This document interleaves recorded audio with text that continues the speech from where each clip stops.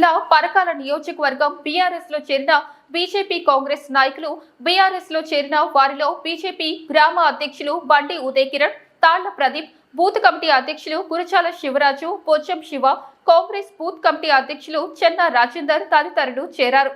ఈ కార్యక్రమంలో మండల అధ్యక్షులు, మాజీ వైస్ ఎంపీపీ చింతిరెడ్డి మధుసూదన్ రెడ్డి, మాజీ సర్పంచ్లు సుమాల శ్రీనివాస్, బయ్య రాజేందర్, గ్రామ బీఆర్ఎస్ నాయకులు, కార్యకర్తలు, బూత్ కమిటీ నాయకులు తదితరులు పాల్గొన్నారు.